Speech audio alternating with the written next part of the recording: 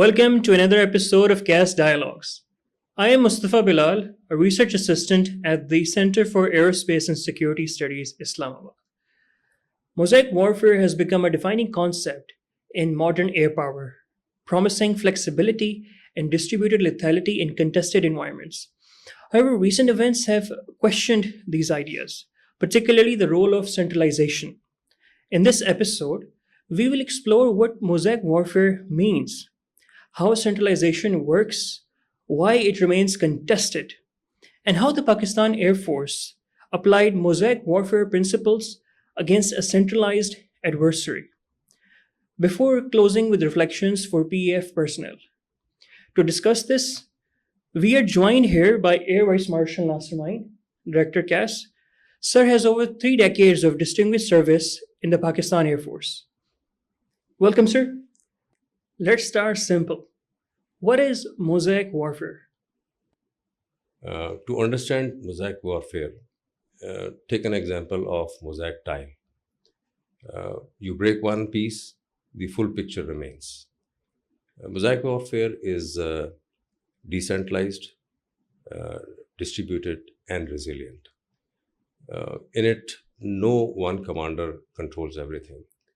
In fact, the combat units are autonomous entities, but towards a shared intent. In May 2025, Pakistan Air Force proved that it works.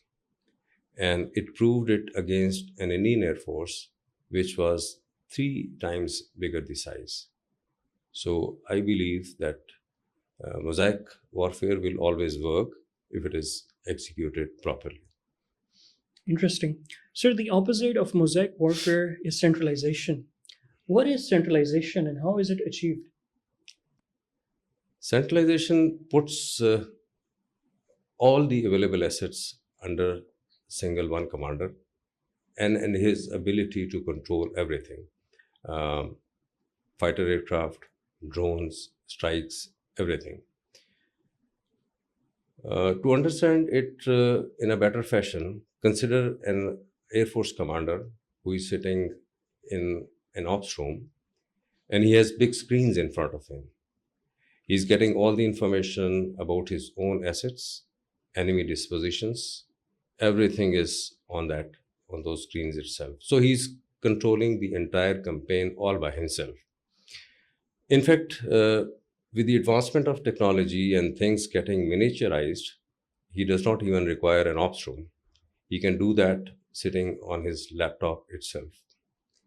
To your question that what has made it possible, advanced networking has made it possible, in which space, cyber, artificial intelligence, airborne early warning systems, ground-based radars, and more importantly, the seamless communication, which is very well integrated, it has made it possible.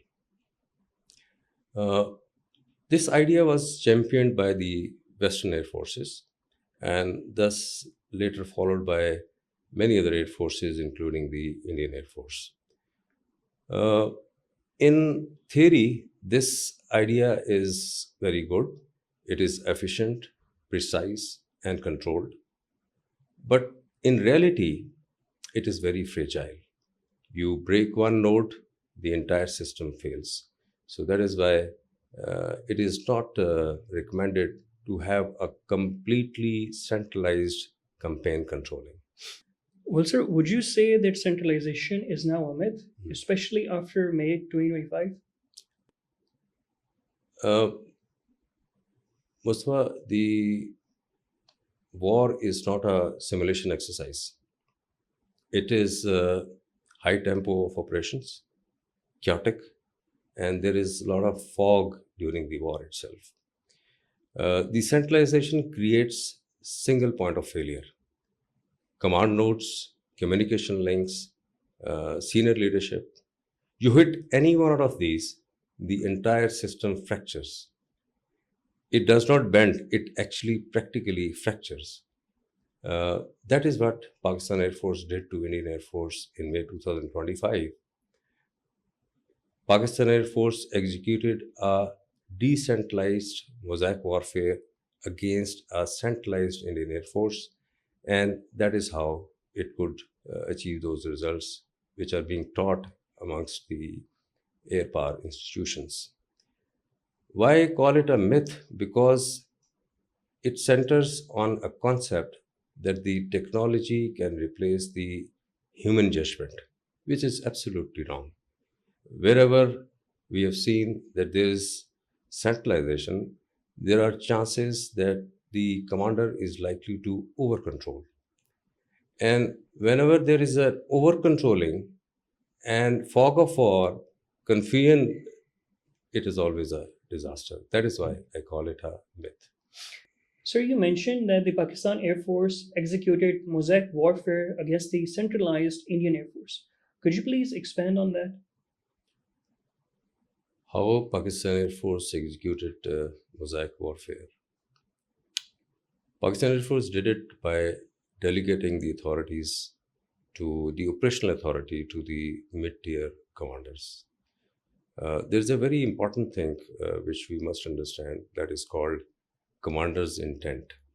Uh, any Air Force commander, he undertakes the threat assessment, uh, sees what all assets that he has available with him, uh, undertakes the threat about the enemy, that what are his dispositions and capabilities, and then with his own hands writes a concept of operation.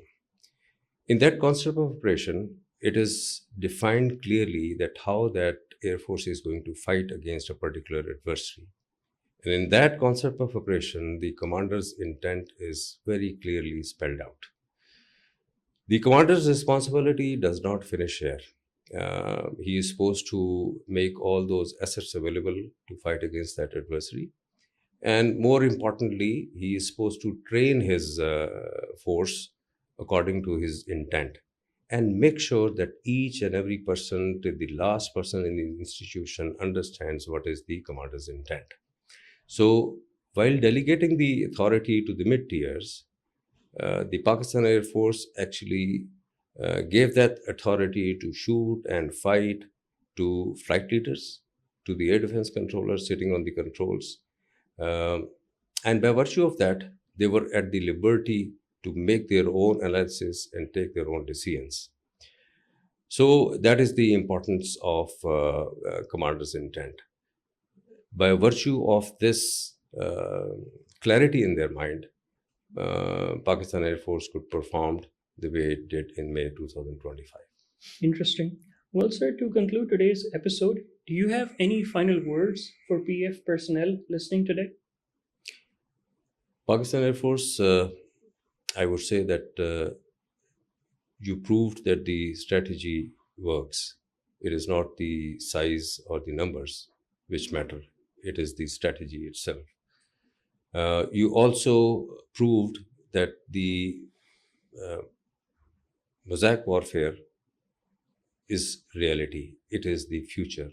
The concept that was there in the books, Pakistan Air Force has already practically shown that it works. So I would say that continue with your decentralized resilience. It is your weapon. You wrote the first chapter of Mosaic Warfare in a book, and subsequently the air forces will continue to follow and teach in the institutions where the air power is studied. Thank you so much, sir, for these valuable insights. And thank you, viewers, for listening. Stay tuned and follow CASS on our social media platforms for more updates. Thank you.